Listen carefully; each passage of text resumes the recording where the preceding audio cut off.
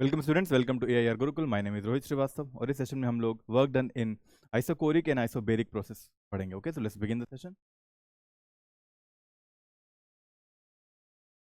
तो जो हमारा पहला प्रोसेस होने जा रहा है वो है आइसोबेरिक प्रोसेस। ओके, जिसमें प्रेशर कांस्टेंट रहता है। तो फर्स्ट लॉ में हम जानते हैं कि delta U is equal to Q minus W होता है, राइट।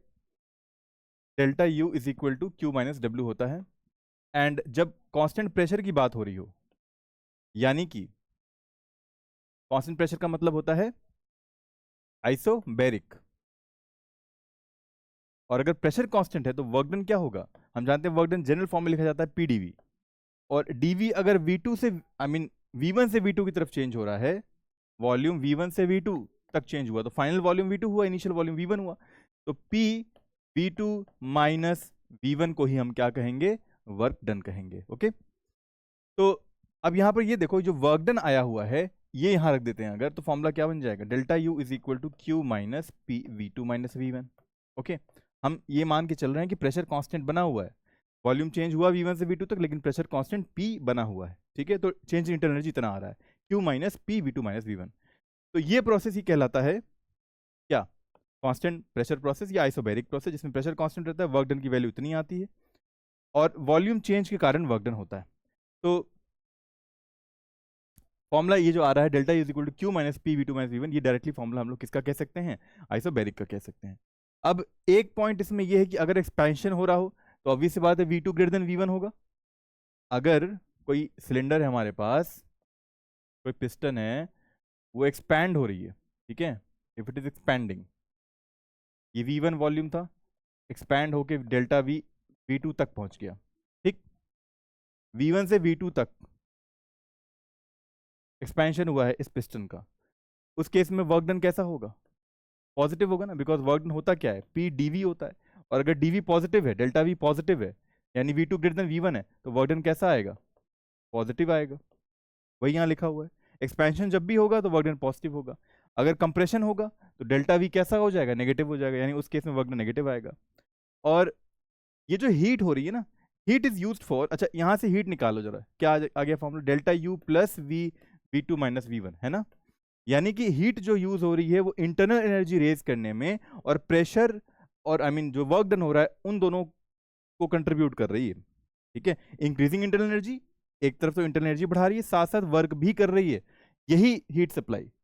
ठीक है, तो ये आइसोबेरिक प्रोसेस में होता है कि जो हीट सप्लाई होती है वो इंटरनल एनर्जी को रेज भी करती है, साथ साथ वर्क डन भी करती है। ठीक है, अब एक क्वेश्चन दिया है कि gas expends at constant pressure, find the work done. तो कांस्टेंट प्रेशर पे हम जानते हैं फॉर्मूला क्या होता है डेल्टा यू का, Q minus P V2 minus V1 होता है ना, Q minus P V2 minus V1 होता है, और प्रेशर इतना दिया हुआ है। अच्छा, कांस्टेंट प्रेशर पे गैस एक्सपेंड कर रहा है, Q माइनस पी की वैल्यू रहने दो 2 इंटू 10⁵ पास्कल, और V2 माइनस V1 हो जाएगा 3 - 1 मीटर क्यूब। अच्छा, डेल्टा यू हम निकालेंगे अभी, लेकिन एक्चुअली पूछा क्या गया हुआ, वर्क डन ही पूछा हुआ है ना, तो ना डेल्टा यू की जरूरत है ना क्यू की जरूरत है, हमें सिर्फ यही चीज चाहिए था, वर्क डन क्या होगा, पी V2 माइनस V1 ही होगा, है ना।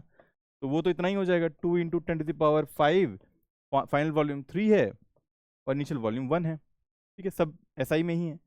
ये हो गया 2 इंटू 10⁵, यानी कि 4 इंटू 10⁵ क्या, जूल्स। ठीक है, इतना वर्क डन होगा।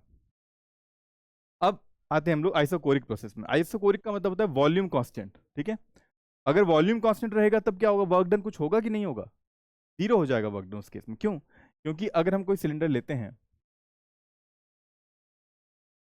ठीक है, और there is no change in volume, कोई डेल्टा वी नहीं हुआ, तो वर्क डन क्या होगा, देखो वर्क डन का फॉर्मूला हुआ पीडीवी, और वॉल्यूम कांस्टेंट है यानी कि डेल्टा वी जीरो है, तो डेल्टा वी जीरो है तो वर्क डन कितना आ जाएगा, जीरो। तो work done is zero in the case of isochoric process. ठीक है, और इसीलिए delta U is equal to Q minus W लगाएंगे, तो सिंस वर्क डन जीरो है तो डेल्टा यू क्या हो जाएगा, क्यू के बराबर हो जाएगा, डेल्टा यू क्या हो जाएगा, क्यू के बराबर हो जाएगा। ठीक है, तो अगर जब भी कोई वॉल्यूम चेंज नहीं होगा तो कोई भी वर्क डन नहीं होगा, और उस केस में डेल्टा यू ही क्यू के बराबर हो जाएगा, यानी कि सारी की सारी हीट एनर्जी जो मिल रही है वो इंटरनल एनर्जी चेंज करने में खर्च हो जाती है। ठीक है, तो इसका की पॉइंट है जो हमें ध्यान में रखना है कि देयर इज नो एक्सपेंशन और कंप्रेशन, वॉल्यूम में कोई चेंज नहीं हो रहा तो ना ही कंप्रेशन होगा ना ही एक्सपेंशन होगा, हीट ओनली चेंजेस टेम्परेचर। अच्छा, ये पॉइंट इंपॉर्टेंट है, क्यों? क्योंकि सारा का सारा हीट जो है वो इंटरनल एनर्जी को चेंज करने में जा रहा है, तो हम जानते हैं इंटरनल एनर्जी क्या होता है, n C V delta T होता है। तो सारा का सारा हीट जो मिला हमें वो इंटरनल एनर्जी में कन्वर्ट हो गया, और इंटरनल एनर्जी बढ़ने के कारण या कोई भी चेंज हो रहा है तो डेल्टा टी टेम्परेचर में चेंज होगा, राइट?